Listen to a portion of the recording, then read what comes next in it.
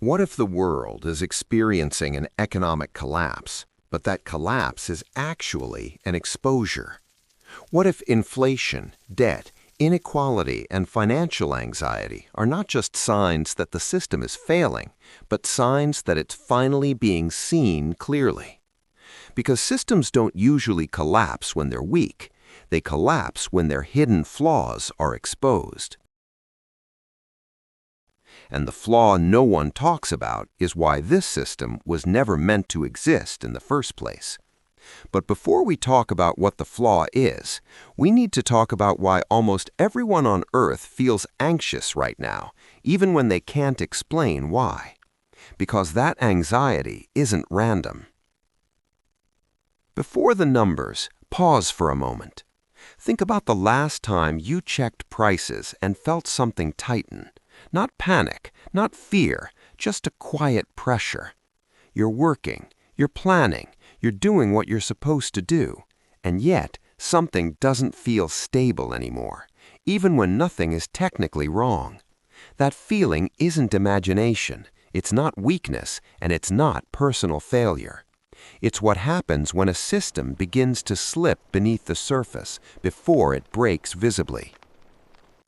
Global anxiety, debt, geopolitics, and systemic pressure.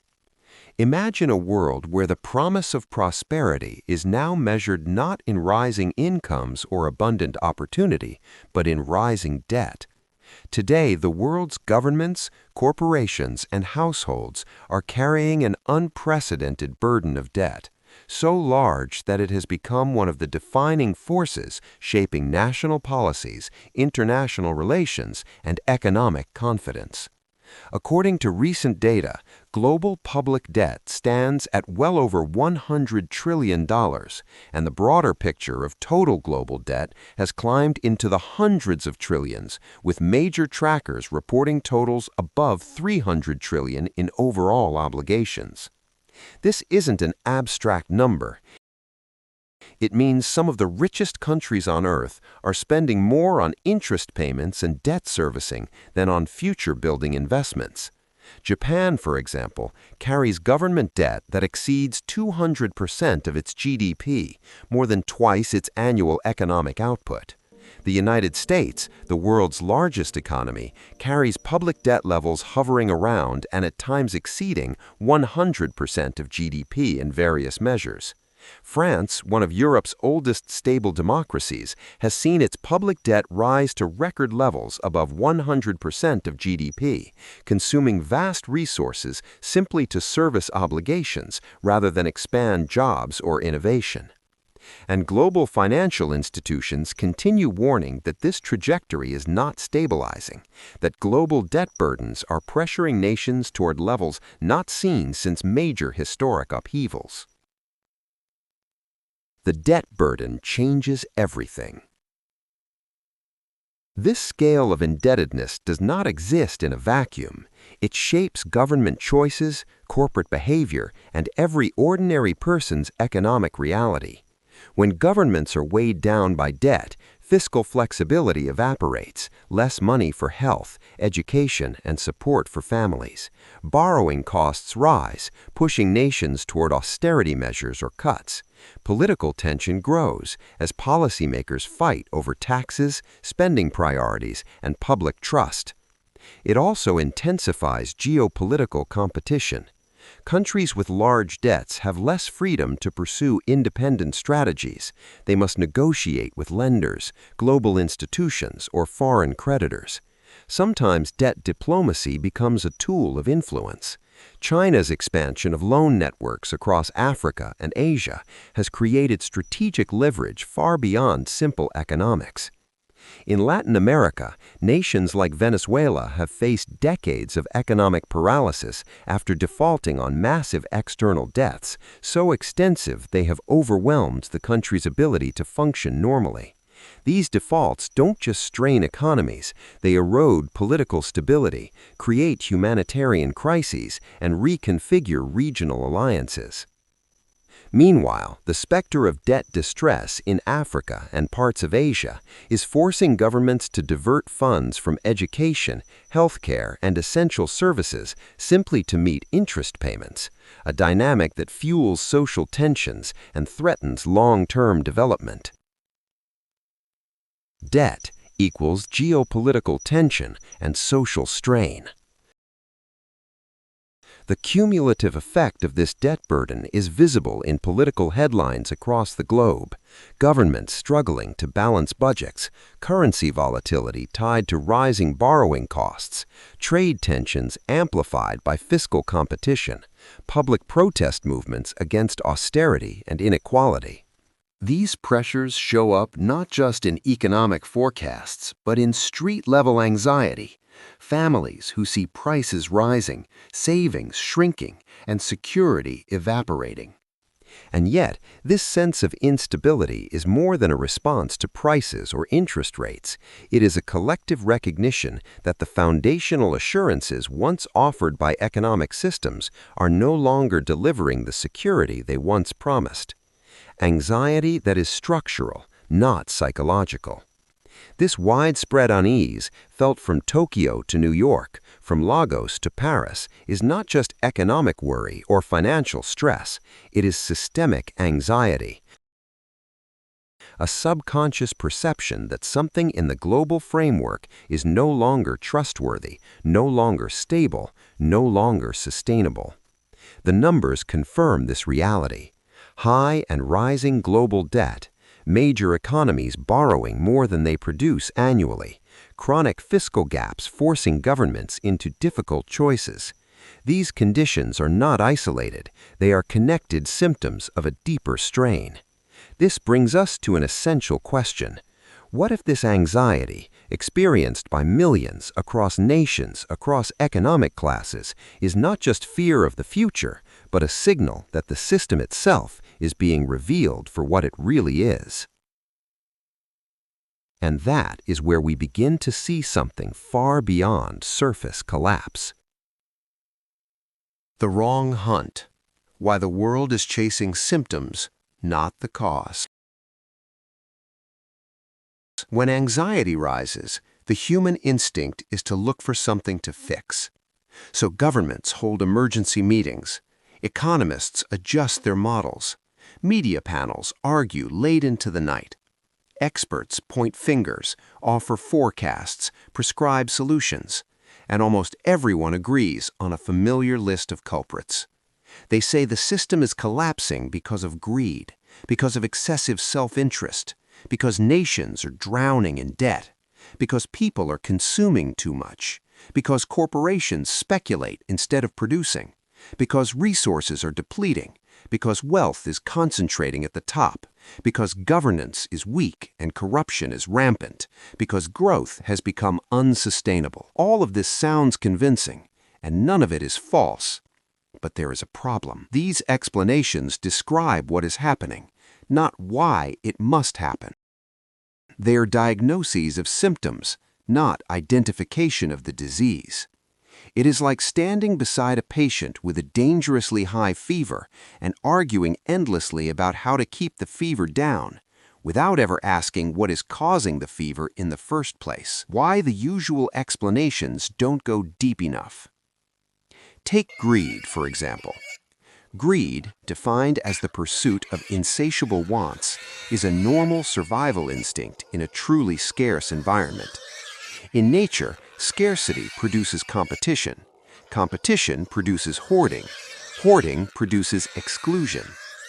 So when modern economics assumes scarcity as its foundation, greed is not an anomaly, it is expected behavior. In other words, going by the current economic model, greed is not a moral failure, it is a feature. And that should disturb us, because it means moral lectures will never fix it. Policy tweaks won't fix it. Education won't fix it. You cannot fix behavior that the system itself requires. Now consider debt. Today, entire nations require perpetual borrowing simply to remain operational. Corporations depend on leverage just to exist. Individuals must mortgage decades of future labor to access basic necessities. Debt is no longer a tool. It is the oxygen of the system. And when oxygen thins, panic sets in. But here is the deeper question almost never asked. Why are entire nations, corporations, and individuals all in debt at the same time? Why is everyone, everywhere, perpetually short of what they need to function? Does that not speak volumes about the economic blueprint itself, the illusion of fixes? This is why every proposed solution feels temporary. Raise interest rates and economies slow. Lower them and inflation surges. Print money and currencies weaken. Cut spending and social unrest follows. Regulate markets and innovation stalls. Deregulate them and speculation explodes. Every fix creates a new problem. Why? Because no solution can stabilize a system whose foundation is misaligned. The world keeps trying to fine-tune an engine that was never designed for the terrain it is now driving through. The question no one wants to ask. Here is the question that almost never appears in mainstream analysis. What if the problem is not the actors within the system, but the logic the system itself runs on, the economic script, the blueprint? What if greed is not the cause, but the expected behavior? What if inequality is not a malfunction, but an output? What if debt is not excess, but a requirement? What if environmental destruction is not neglect, but collateral damage? What if the system is doing exactly what it was built to do? That thought is uncomfortable because if the problem is systemic, then replacing leaders, policies, currencies, or technologies cannot bring lasting stability. It would mean that collapse is not the result of bad management, but of a fundamental design flaw, why everyone misses the root.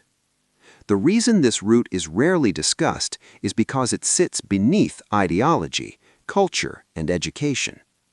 Modern economics does not merely describe reality, it trains behavior. It teaches nations to compete, not cooperate.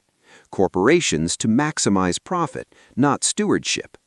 Individuals to prioritize wants over needs, and everyone to think and fear scarcity. Once fear becomes the operating principle, every decision shifts.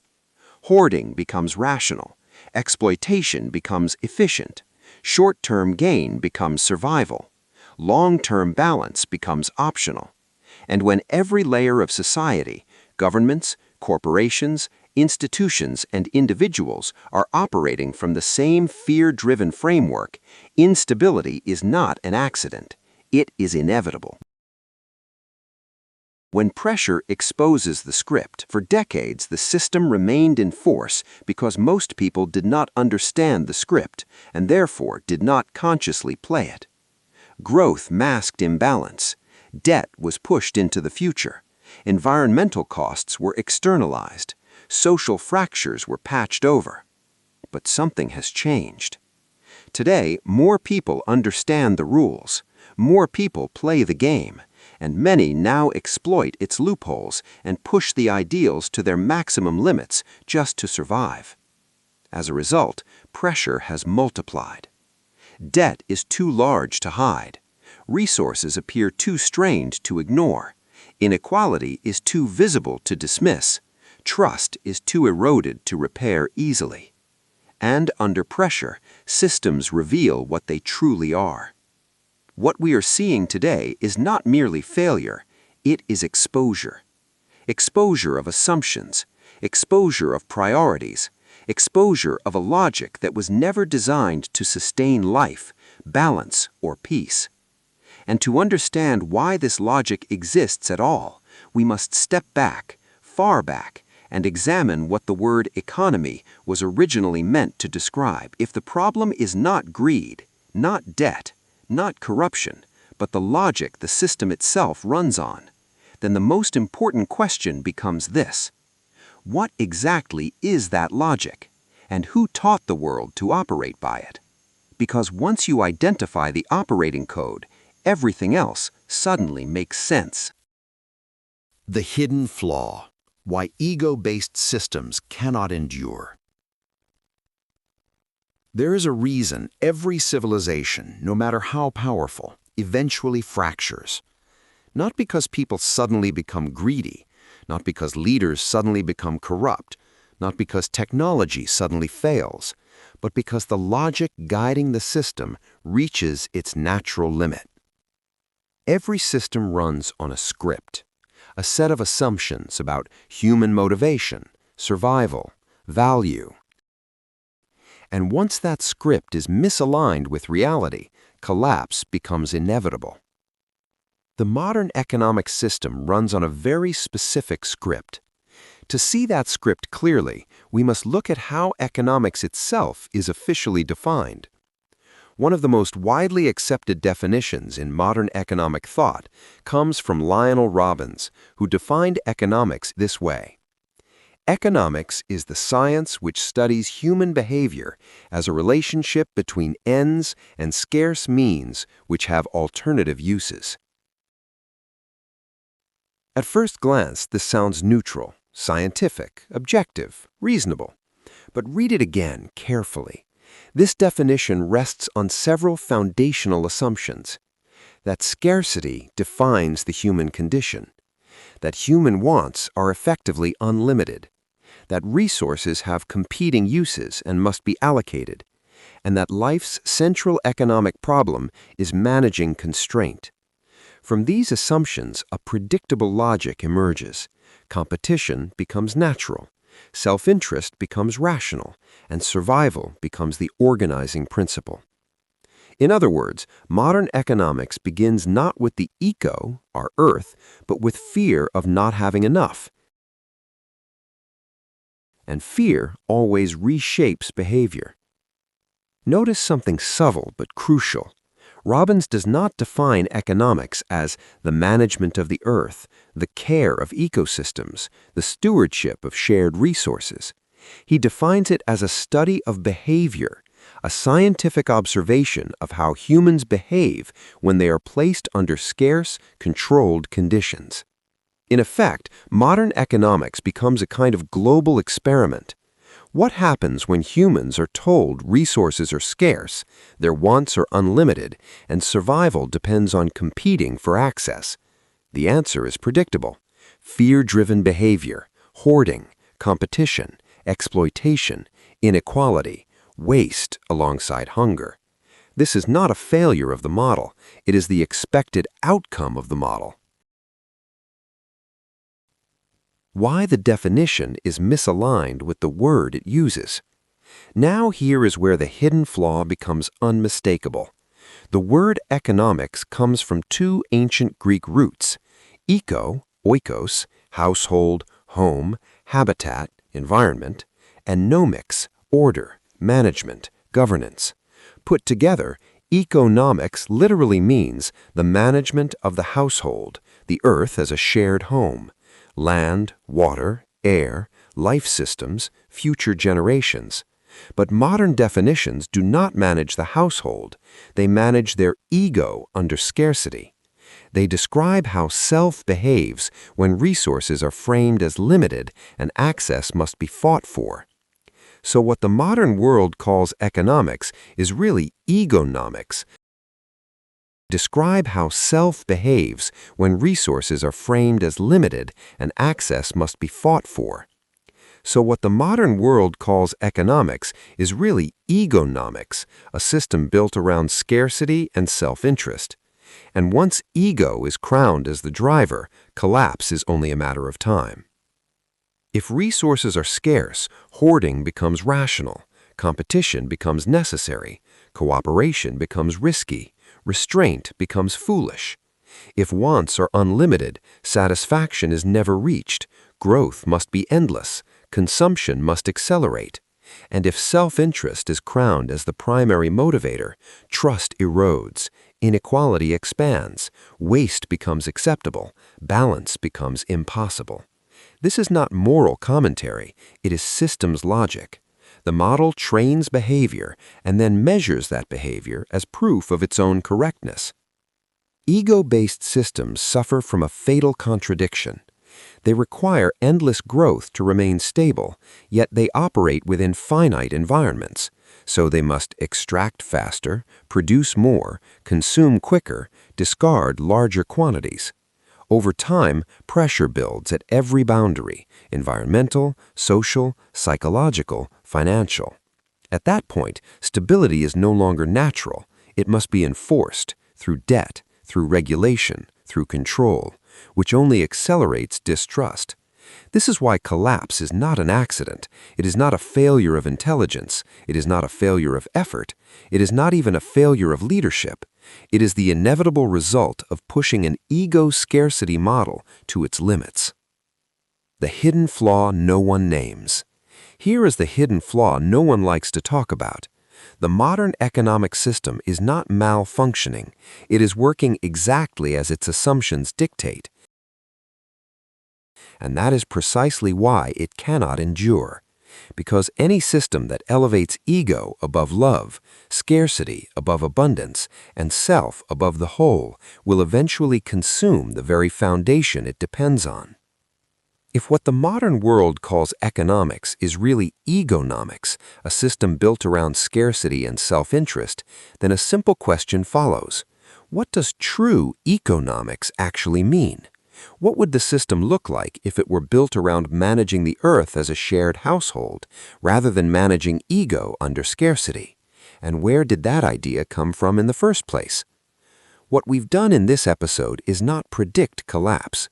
We've identified why collapse is inevitable under a system built on fear, scarcity, and ego.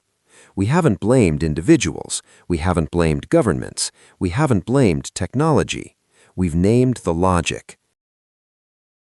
And once the logic is seen, it can't be unseen. But this raises a far more important question. If egonomics is the counterfeit, what was the original design? Because systems don't appear out of nowhere, they replace something.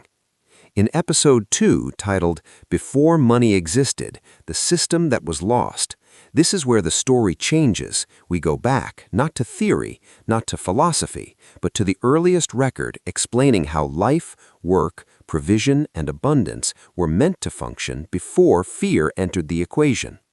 No speculation, no modern ideology, just design. If episode 1 exposed the flaw, episode 2 reveals the original pattern. Watch it, not with fear, but with curiosity, because understanding always comes before freedom.